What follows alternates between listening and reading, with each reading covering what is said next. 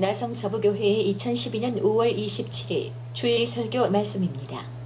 성경 본문은 로마서 11장 1절에서 12절까지 그리고 25절에서 27절까지 말씀이며 이스라엘 민족을 향한 하나님의 섭리라는 주제로 이정현 목사님께서 설교해 주시겠습니다. 오늘은 이스라엘 민족을 향한 하나님의 섭리, 이런 제목으로 말씀을 소개하고자 합니다. 사도 바울이 신약에 한 13권 정도의 책을 썼는데, 사도 바울의 서신서를 보게 되면 제일 전반부에는 주로 닥트린, 교리가 있고, 그 다음에는 이제 생활 부분이 나오는데, 교리에 근거한 어떻게 살아야 되는지 이런 생활이 나옵니다. 이 로마서도 전반부가 교리요 후반부가 생활편인데, 로마서 1장에서 17장까지는 이 교리입니다. 그 다음에 12장에서 16장까지는 생활 실천면입니다. 우리가 지금까지 교리 부분인 로마서 1장부터 이제 11장 거의 마지막 부분까지 왔는데, 이 로마서의 교리는 하나님께서 죄인된 인간을 어떻게 구원하시는가, 인간의 죄가 무엇이고 죄악으로 절망에 처한 인간을 하나님이 어떻게 구원하시는가, 예수 그리스도를 통한 믿음으로 얻는 구원에 대하여 소개했습니다. 그렇게 해서 로마서 1장에서 8장까지 끝났으면 교리가 끝나는 것인데, 근데 이 로마서 9장부터 11장의 내용을 삽입한 것은 이제 하나님께서 택한 그 이스라엘 민족에 대한 구원의 섭리를 이 로마서 9장에서 11장까지의 내용을 통해 가지고 소개합니다.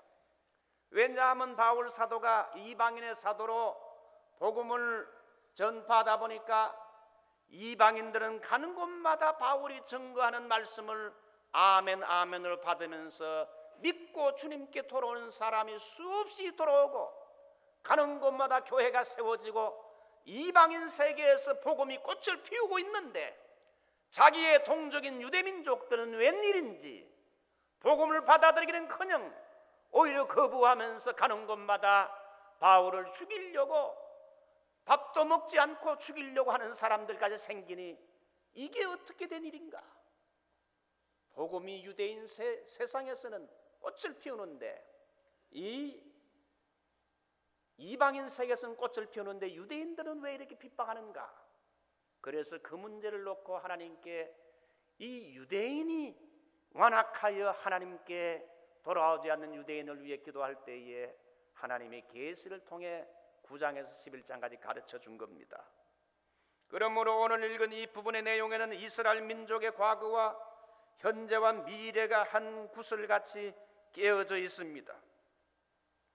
예수님이 일찍이 예루살렘 성을 보시면서 우시면서 예루살렘아 예루살렘아, 주님께서 앞으로 예루살렘의 멸망을 예언을 했습니다. 예루살렘 성읍이 황폐하게 될 걸 예언했습니다. 여러분, 역사의 기록을 보게 되면 예수님이 십자가에서 죽으신 지 40년이 채 안 된 AD 70년 7월 9일 로마의 장군인 디도가 4개의 군단인 8만 명의 군대를 이끌고 예루살렘을 침공해서 예루살렘을 함락시키고 불태우고 로마 통치에 항거하는 수많은 유대인들을 죽였습니다. 이때 죽은 유대인이 110만 명, 칼과 불과 기근의 살육을 당했습니다. 9만 7천 명이 노예로 포로로 끌려가게 됐습니다. 그 결과 유대인들은 세계 전역으로 흩어졌고, 흩어진 유대인들은 멸시와 천대와 박해와 살육을 당하는 고난의 세월을 유대민족들이 살아야 했습니다. 1215년 교황 이노센트 3세는 유대인들을 기독교인과 구별되는 수치의 증거로 노란 별을 유대인들은 가슴에 붙이도록 명령을 했습니다. 유대인들은 신의 선택을 받은 민족이라는 강한 자부심을 가지고 살았고, 그것 때문에 교만하여 유대인들은 이방인을 볼 때마다 저거 지옥의 땔감 같은 존재들 하면서 인간 이하의 취급을 어떻게 보면 했는데, 그렇게 교만했던 유대인들이 나라가 망하고 남의 나라에 쫓겨가서 메시아이신 예수를 죽인 저주받은 열등 민족의 표시로 가슴에 오히려 노란 별을 달고 다니는 치욕을 이스라엘 민족은 겪었습니다. 유럽의 유대인들은 게토라고 불리는 유대인 거주 지역에 격리되어 살아가야 했습니다. 전염병 환자도 아닌데 게토에 갇혀서 유대인들은 다른 민족과는 분리되어 살아야 했습니다. 이태리나 프랑스, 독일 등 유럽의 큰 도시에는 다 게토가 있었습니다. 유대인들은 아무 지금이나 못 가지고 천박한 지금만을 가져야 했는데 주로 돈을 바꿔주는 환전업을 했습니다. 그러다 보니 이제는 시대가 바뀌어서 오늘날 금융업계를 쥐고 흔드는 민족이 바로 이 유대 민족이 됐어요. 그러다 보니 장사를 잘하는 민족이 된 거지요. 그러나 유대인들은 언제 올지 모르는 평화와 안식의 그날을 꿈꾸며 고난의 삶을 인내하며 살았는데 2차 대전 중에는 독일의 가스 처형실로 도살장으로 끌려가는 양이나 소처럼 아무런 저항도 해보지 못하고 600만 명이나 되는 유대인들이 여러분 죽어갔던 것입니다. 그러다가 나라가 망하고 흩어진 유대인들은 이제는 그거로 끝장나는 줄 알았는데 하나님의 놀라운 섭리는 2000년 만에 1948년 5월 14일 유엔에 의해서 독립하게 되는 기적 같은 사건이 여러분 일어나게 된 겁니다. 그 후로 유대인들은 세계 역사 무대의 중앙에 서서 정치와 경제와 사회와 문화 등 모든 면에서 영향력을 끼치며 현재 살아가고 있습니다. 그래서 유명한 역사가인 아놀드 토인비는 이스라엘의 역사를 연구하면 할수록 하나님의 섭리를 인정하지 않을 수 없다고 했습니다. 여러분, 그런데 오늘날 전 세계에서 구원의 복음을 가장 거부하는 민족 중에 하나가 바로 이 유대인들 주의십니다. 왜 유대인들이 복음을 거부하는가? 제일 첫 번째는 유대인의 완고한 교만과 아집 때문입니다. 그들은 어느 민족보다도 율법을 잘 알고 또 율법을 잘 지킨다는 소위 바리새인적인 자기의 행위의 자기 의를 내세우면서 그리스도께서 무상으로 주시는 십자가의 의를 받아들이지 않는 겁니다. 율법을 잘 알고 지키는 자기의 의 때문에 그리스도의 무상으로 주시는 십자가의 의를 거부한 거지요. 그래서 계속 복음을 거부하면서 지금까지 배신의 길을 걸어가고 있는 민족이 오늘날 유대 민족입니다. 그래서 이사야 65장 2절 말씀을 보게 되면 하나님이 종일토록 이렇게 손을 펼쳐도 택한 백성 이스라엘은 돌아오지 않았다고 말하고 있습니다. 하나님께서 손을 펴서 구원의 선물을 주길 원하는데 이스라엘 민족은 계속 거부하며 거절했습니다. 한 무신론 이발사가 목사와 함께 뉴욕의 설렘가를 걸어가면서 이제 이야기를 합니다. 목사님, 저는 이래서 하나님을 믿지 않습니다. 하나님이 정말 사랑이라면 어떻게 저렇게 가난과 질병과 더러움 그대로 불쌍한 저런 사람들 내버려 둘 수 있단 말입니까? 어찌 사람들로 마약에 중독되고 인격을 파괴하는 습관에 중독되게 하나님이 그렇게 내버려 두십니까? 하나님이 정말 사랑이라면 너무한 거 아닙니까? 그 말을 했을 때 목사는 아무 대답도 못하고 함께 걸어갔습니다. 그러다가 걸어가는데 머리가 지저분하고 수염이 얼굴을 덮은 더러운 사람을 만나게 됐습니다. 머리카락이 목까지 내려오고 수염이 온통 얼굴을 덮었어요. 그때 목사가 이발사에게 말합니다. 당신은 좋은 이발사라고 하는데 어째서 저렇게 이발도 안 하고 면도도 안 한 채 살아가는 사람을 그냥 내버려 두십니까? 그러자 이발사는 화를 벌컥 내면서 저 사람의 상태가 왜 나의 책임입니까? 저 사람이 내게 나오지 않았기 때문입니다. 저 사람이 만약 내게 이발을 깎아달라고 했다면 내가 아주 멋진 신사로 만들어 줬을 것입니다.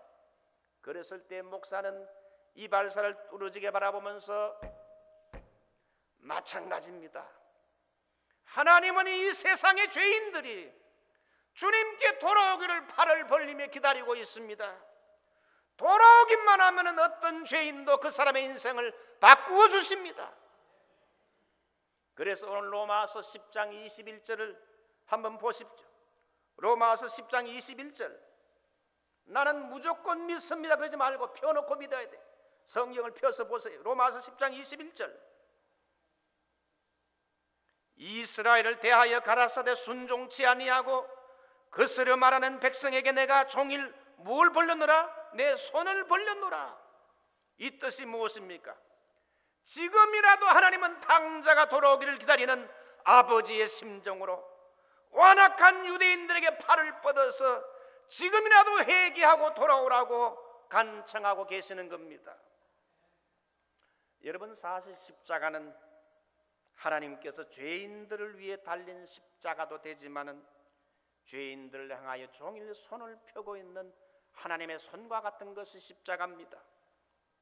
하나님은 유대인과 이방인들을 향해 손을 펴셨고 죄인들이 지금도 돌아오기를 원하고 계십니다.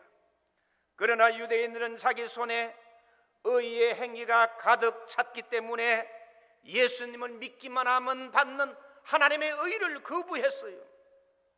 여러분, 그러므로 사람이 구원을 받으려면 자기 의를 내려놓아야 돼요. 내가 죄인인 것을 고백해야 예수님을 안에 있는 하나님의 의가 내 속에 들어오는 거예요. 왜 오늘날 여러분 교회들이 가끔 시끄럽습니까? 자기 의가 강한 사람들이 교회 많으면 자기 주장이 그만큼 강해집니다. 자기 의가 강하다는 건 내가 너보다 낫다는 겁니다. 내가 너보다 훨씬 더 영적으로 어렵다는 겁니다. 자기 의를 버려야 교회가 평안한 줄 믿습니다.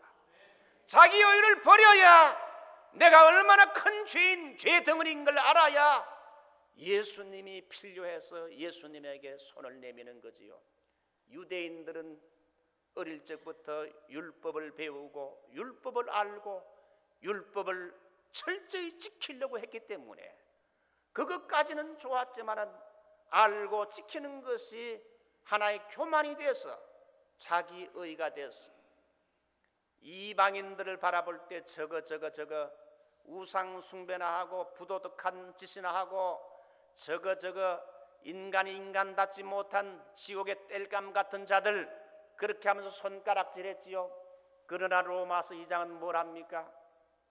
네가 유대인들을 정죄하는 그 정죄를 네가 뒤에서 동일하게 똑같은 죄를 범하는 너 외식하는 자야. 유대인이나 이방인이나 동일하게 죄를 지었다는 겁니다. 이방인들은 하나님을 알지 못하고 율법을 알지 못했기 때문에 죄를 짓는다 할지라도 유대인인 너는 하나님을 알고 율법을 알면서도 이방인들이 범했던 죄를 동일하게 네가 짓고 있는 자 아니냐? 너는 알고 죄를 짓지 않느냐? 이방인은 모르고 죄를 지었지만은. 그러므로 여러분, 신앙생활에 가장 방해되는 원수가 뭡니까? 자기의 의라 이래. 자기의 의를 버리고 누구의 의를 받아들여야 됩니까? 예수님을 믿어 예수님 안에 있는 의를 받아들이는 것이 구원인 줄 믿습니다. 그 유대인들은 그걸 거부했어요. 그렇게 계속 거부하자 하나님이 어떻게 하셨습니까? 축복의 잔을 옮겨서 유대인에게서 이방인에게로 축복의 잔을 옮겼습니다. 유대인에게 있던 축복의 잔을 이방인에게 옮겨줬어요. 여러분 로마서 10장 19절을 한번 보십시다. 다 같이 읽어보죠. 시작. 그러나 내가 말하노니 이스라엘이 알지 못하겠느냐. 먼저 모세에게 이르되 내가 백성 아닌 자로 너희를 시기나게 하며 미련한 백성으로서 너희를 노엽게 하리라 하였고, 여러분 이 뜻이 뭡니까? 하나님의 백성이 아닌 사람, 미련한 자, 즉 이방인에게 복을 베풀어 주어서 이방인들이 예수를 많이 믿어 구원을 받음으로 복음의 풍요를 누리게 됐다는 겁니다. 그래서 그걸 보니 이스라엘로 시기나게 하고 노엽게 만들겠다는 그런 뜻이지요. 그래서 오늘은 바울이 이스라엘 백성의 불신앙의 모습을 보면서 오늘 11장에서 두세 개의 질문을 던지면서 스스로 분개하며 답을 하는데, 이 내용을 좀 살펴보고자 합니다. 이스라엘 민족에 대한 첫 번째 질문 11장 1절 보시죠. 그러므로 내가 말하노니 하나님이 자기 백성을 버리셨느냐? 답이 뭡니까? 그럴 수 없느니라. 나도 이스라엘인이요 아브라함의 씨에서 난 자요 베냐민 지파라. 하나님이 그 미리 아신 자기 백성을 버리지 아니하셨나니. 하나님은 비록 지금 하나님을 떠나가는 이 유대 민족들을 버린 것처럼 보여도 결코 버리지 아니했다고 말씀하고 있습니다. 이스라엘이 지금은 복음을 거부하고 버림받은 희망 없는 민족처럼 보입니다. 솔직히 지금 우리 교회가 있는 커뮤니티가 이 주이시 타운 아닙니까? 우리 주변에 이스라엘 사람들이 많아요. 미국에만 해도 600만 명이라는 이스라엘 민족들이, 유대인들, 주이시들이 살고 있습니다. 근데 지금 그 이스라엘 사람들이 예수를 믿습니까? 안 믿습니까? 이스라엘 사람들이 많이 믿어야 1%에서 2%, 98%가 지금 주이시들은요, 우리가 복음을 전하면 픽픽 웃습니다. 예수를 메시아로 믿질 않아요.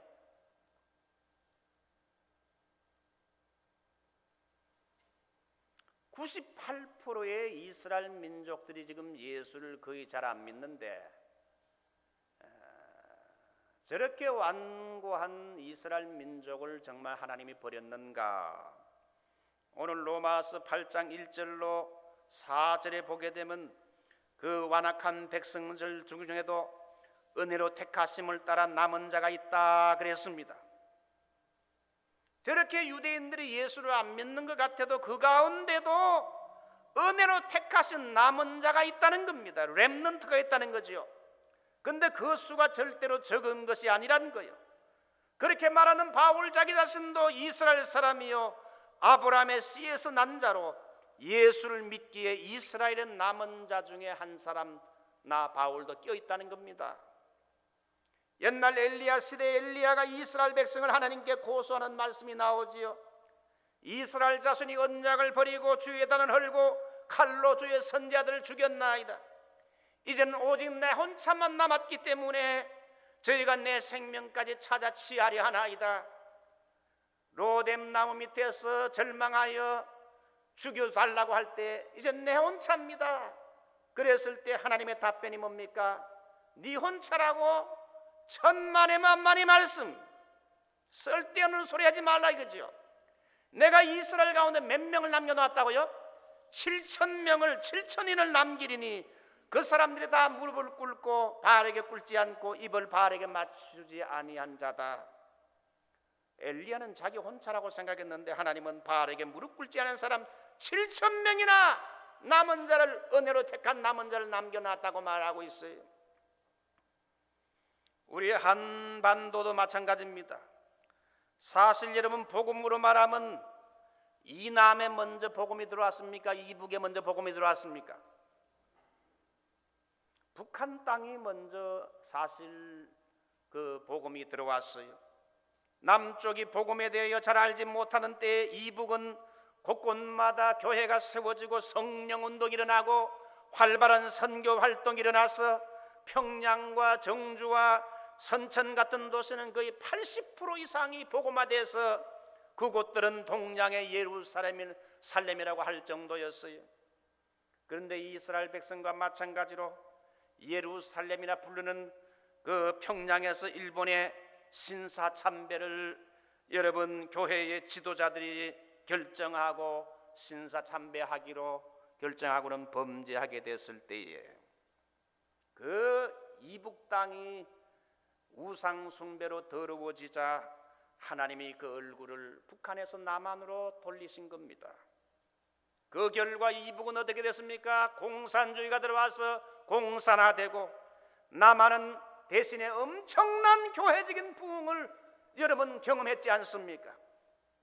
그렇다고 하나님이 이북을 완전히 버리셨는가?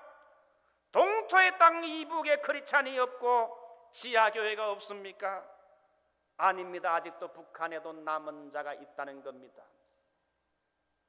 어떤 탈북자는 북한에 크리스찬이 한 명도 없고 교회가 하나도 없습니다. 아니에요. 이북에도 하나님의 은혜로 택한 남은 자가 있고 지하계의 교인들이 있다는 것을 저는 중국을 한 20분 이상 다니면서 북한에 갔다 온 사람의 말을 들으면서 있긴 있구나. 수천 개가 된다는 말도 있어요. 물론 어렵겠지요.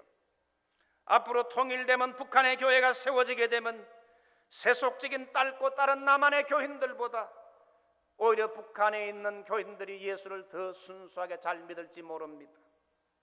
그러므로 사람은 두 종류의 사람이 있어요. 첫 번째, 은혜로 택함을 받은 남은 자 렘넌트, 은혜 받은 자가 있다. 이것이 5절이지요. 두 번째는 정반대로 완악한 자, 7절 완악한 자. 은혜 받은 남은 자가 있고 그 다음에 두 번째는 계속 완악한 자가 있다는 겁니다. 완악하다는 말은 강팍하다는 말이요, 헬라어 포로로 굳은 살이 박혔다는 말입니다. 여러분, 우리의 심령에 굳은 살이 박히면 아무리 말씀을 들어도 아무리 찬송을 해도 마음에 감동이 없습니다. 깨달음이 없어요. 현재 이스라엘 백성들은 예수 믿는 남은 자 외에는 모두 마음에 굳은 살이 박혀서 완악한 상태에 있어가지고 구원의 복음을 지금 거부하고 있는 형편이란 겁니다. 자, 이제 두 번째 질문을 던집니다. 로마서 11장 11절을 보시죠. 그러므로 내가 말하노니 저희가 넘어지기까지 실족하였느뇨? 그럴 수 없느니라. 저희의 넘어짐으로 구원이 이방인에게 이르러 이스라엘로 시기나게 함이니라. 저희의 넘어짐이 세상에 부요함이 되며 저희의 실패가 이방인의 부요함이 되거든 하물며 저희의 충만함이라. 이스라엘의 현재 완악하고 넘어지고 예수 믿지 않는 것은 멸망에 이르는 영구적인 것이 아니란 겁니다. 이건 일시적인 것이라고 하면서 저희의 넘어짐으로, 유대인들이 복음을 거부하고 넘어짐으로 이방인에게 새로운 기회를 주었다는 겁니다. 구원의 복음이 유대인에게서 이방인에게로 넘어가서 이방인들이 구원을 받고 복음의 풍요를 누리게 했다는 겁니다. 그래서 바울은 로마서 11장 이 사건을 참감람나무의 비유를 통해 말씀하고 있습니다. 여러분 17절 이하의 말씀을 보십시오. 참감람나무 가지가 꺾였습니다. 그 꺾여진 자리에 뭘 갖다 붙였습니까? 돌감람나무를 접붙였습니다. 그랬더니 참감람나무 뿌리에서 받아 올리는 자양분과 수분과 진액을 돌감람나무가 받아먹게 됐다는 겁니다. 여기에서 참감람나무, 꺾여진 참감람나무 가지는 불순종한 이스라엘 백성을 말하고 있지요. 그 꺾여진 자리에 접붙임 받은 돌감람나무는 누굴 말합니까? 이방인을 가리키는 겁니다. 하나님께서 이스라엘의 거절한 복음을 받아들일 수 있는 축복과 기회를 대신 이 돌감람나무와 같은 이방인들에게 기회를 주었다는 겁니다. 그러므로 이스라엘 백성이 복음을 거절한 사실을 인간적인 눈으로 볼 때는 이제 이스라엘은 완전히 끝났다. 마치 실패로 끝난 것 같이 보이지만은 전 세계에 흩어져 있는 열방들에게 오히려 복음을 받을 수 있는 기회를 주었다는 사실은 이거는 오묘한 하나님의 신비요 섭리라 할 수 있습니다. 이 유대인들이 예수를 안 믿었기 때문에, 복음을 거절했기 때문에 그 복음이 이방 세계에 넘어와서 우리가 이렇게 복음의 축복을 누리게 된 거지요. 그래서 이방인들이 예수를 믿고 복음의 풍요를 누리자 그걸 본 이스라엘 사람들이 나중에 그걸 보고는 시기해서 결국은 유대인들도 우리도 예수 믿자 하나씩 하나씩 이렇게 하나님께 돌아오게 하겠다는 겁니다. 옛날 그 엄마들이 자기 아이들 밥을 먹이는데, 숟가락으로 밥을 먹여주는데 아이들이 밥을 잘 안 먹어요. 그렇게 할 때는 흔히 사용하는 방법이 있는데, 자기 아이가 밥을 안 먹으면 어떻게 합니까? 그 밥 이걸 떠가지고 누구에게 줍니까? 남의 애 입에다가 넣어주면 애들이 막 먹으면 말이죠, 그걸 본 자기 애가 시기가 나가지고 그랬어요. 그러면 엄마가 밥을 입에 넣어주지 않습니까? 유대인들에게 복음이 시작되고 유대인에게서 예수님이 낳고 메시아가 낳고 구원의 복음이 유대인에게 시작이 됐는데, 유대인들이 입을 벌려가지고 복음을 안 받아들이니까 하나님이 그 숟가락을 뺏어가지고 누가 이거 줬으면 이방인에게 먹여주니까 유대인들이 시기가 나서 나중에는 제일 마지막에는 유대 민족들이 복음을 받아들이게 된다는 그런 하나님의 섭리를 말합니다. 이제 마지막으로 세 번째 시간에 갔기 때문에 세 번째 질문을 합니다. 그러면 언제 이스라엘 사람들이 시기가 나서 회개하고 주님께로 돌아오는가 하는 문제입니다. 오늘 로마서 11장 25절을 한번 보시기 바랍니다. 형제들은 너희가 스스로 지혜 있다 함을 면기 위하여 이 비밀을 너희가 모르기를 내가 원치 아니하노니, 이 비밀은 이방인의 충만한 수가 들어오기까지 이스라엘의 들으는 완악하게 된 것이라. 그리하여 온 이스라엘이 구원을 얻으리라. 기록된 바 구원자가 시온에서 오사 야곱에게서 경건치 않은 것을 돌이키겠고, 내가 저희 죄를 없이 할 때에 저희에게 이루어질 내 언약이 이것이라 함과 같으니라. 여기에 이스라엘 민족을 향한 구원의 스케줄의 비밀이 있습니다. 이스라엘 사람들이 지금 완악해서 예수를 믿지 않는 것은 어떤 특정한 기간까지 하나님이 허락한 거라는 겁니다. 이방인들이 예수를 믿고 하나님이 마음에 정한 그 숫자가, 이방인들의 구원받는 그 숫자가 차기까지는 이스라엘 백성들이 완악하게 될 것이고 예수를 대부분 믿지 않을 거란 겁니다. 지금은 어떻게 보면 하나님이 이방인들에게 복음의 문을 활짝 열어놓으신 때요, 오늘날 이방 세계에 복음을 전하고 선교하게 되면은 너도 나도 예수 믿겠다고 주님께 돌아옵니다. 중국 같은 곳에서는 하루에 3,000명이 매일마다 복음을 듣고 주님께 돌아온다고 합니다. 그러나 한 가지 꼭 명심할 것은 예수 믿을 기회가 마냥 남아있지 않다는 겁니다. 언젠가 이게 때가 되었다 싶게 되면 여러분 복음의 문을 닫아버리는데, 잔치집의 주인이 이제 자리가 다 차수하게 되면 노아 방주의 문을 닫듯이 구원의 문을 닫아버린다는 겁니다. 이방인의 수가 언제 다 찰지 모르지만은 그때는 매우 가까웠다고 생각합니다. 이방인의 충만한 구원의 수가 차게 되면 이제는 완악한 유대인들이 마지막으로 복음을 받아들이고 회개하고 주님께 돌아오는 때가 올 것이라는 것을 하나님이 계시로 바울에게 가르쳐준 말씀입니다.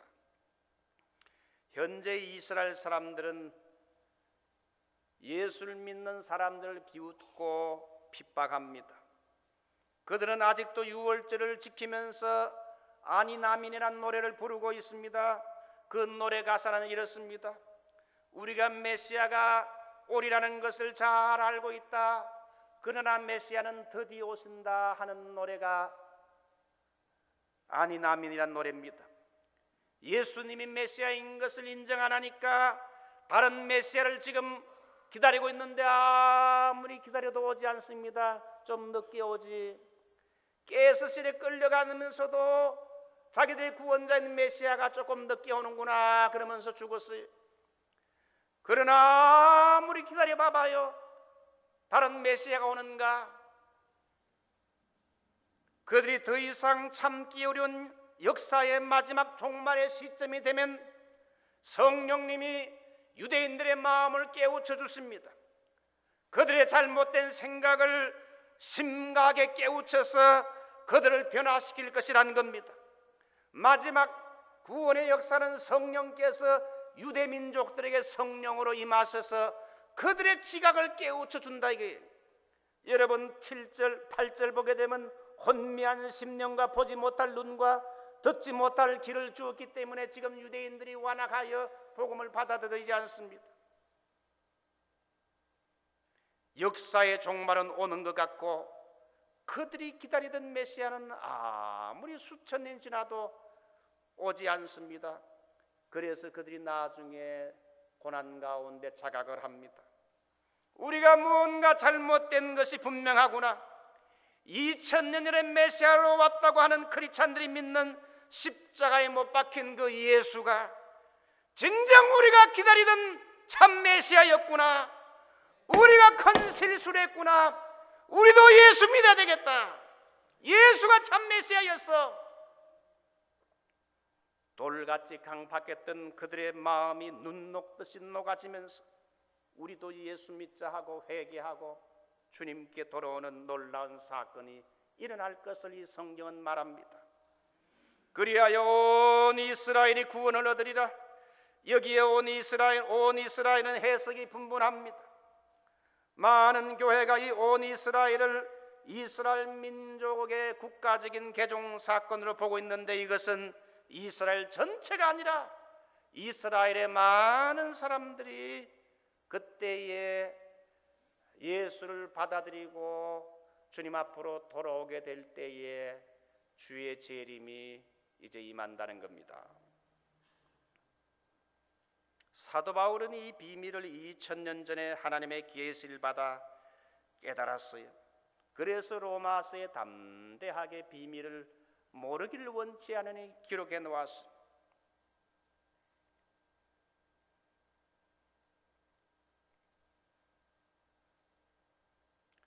중요한 것은 이제 그 종말론적인 시간이 아주 가까웠다는 겁니다. 이스라엘은 2000년 동안 거의 움직이질 않았어요. 메시아를 거부했습니다. 그런데 최근에 요즘 예수를 믿는 메시아닉주, 예수 믿는 이 유대인들에게 성령이 지금 역사를 하고 있어요. 지금 미국에 유명한 치유 전도자가 있는데 베니 힌이라고 유대인이지요. 이 사람은 어릴 때 말을 심하게 더듬는 사람이었는데 성령을 체험하면서 하나님이 말 더듬이를 고쳐주었어요. 그리고 그 사람을 복음 전도자로 하나님이 소명을 주어서 가는 곳마다 복음 집회를 열고 위에 기도할 때에 엄청난 치유의 역사가 일어나면서 사람들이 복음을 받아들이게 됐습니다. 이 사람이 바로 유대인인 것입니다. 하나님께서 이 유대인들 가운데 하나님이 성령의 역사를 이 마지막 때에 주신다는 거지요. 그래서 많은 교만한 유대인들이 주님께 돌아오게 된다. 그래서 그들이 마지막 때에 은총과 간구의 영을 받아서 독자가 죽은 것처럼 애통하면서 주 예수여 우리를 구원해 달라고 할 것입니다. 이제 말씀을 맺습니다. 예수님의 재림 직전에 나타나는 결정적인 종말론적인 사건 두 가지를 말한다면 제일 첫 번째는 마태복음 24장 14절에 전 세계 민족에게 복음이 전거돼야 주님의 재림이 온다는 겁니다. 이 천국 복음이 모든 민족에게 전거되기 위하여 온 세상에 전파되리니 그제야 끝이 오리라. 아직도 미전도 종족에게 복음이 전거돼야 복음의 끝이 온다는 거지요. 두 번째는 예루살렘에서 시작한 복음이 지중해에서 대서양으로 태평양으로 돌고 돌고 돌아와서 마지막으로 예루살렘으로 가는데, 마지막 저 유대 민족들이 이제 복음을 환영하게 되는 날, 주님이 이 땅에 재림하면서 역사의 종지부를 찍는다는 것이 로마서 11장 전체적인 내용입니다. 이스라엘 민족의 회개는 오래 걸리는 것이 아니라 역사의 어느 시점에 성령님이 강하게 역사해서 이스라엘 민족이 대폭적으로 많이 복음을 듣고 주님께로 돌아온다는 겁니다. 우리 주변에 있는 주이시 유대인들 여러분, 우리가 열심히 그들을 위해 기도하십시다. 열심히 전도하고 선교함으로 우리 나성서부교는 마지막 때의 복음의 선두주자로 주님 오시는 대로를 수축하고 열방을 향해 복음의 나팔을 부는 여러분이 되시고, 특별히 우리 교회가 이 여러분 유대인 회당했던 이 건물을 우리의 교회로 인수받고 이 지역에 있는 수많은 유대인들에게 우리가 뭔가 해야 할 것은 유대민족들이 주님께 돌아오도록 전도하고 기도해야 된다는 겁니다. 지금 수많은 유대인들이 주님께 돌아오고 있습니다. 마지막 찬송을 한 장 우리 이제 부르겠는데, 이제 때가 다 돼서 459장 Soon and very soon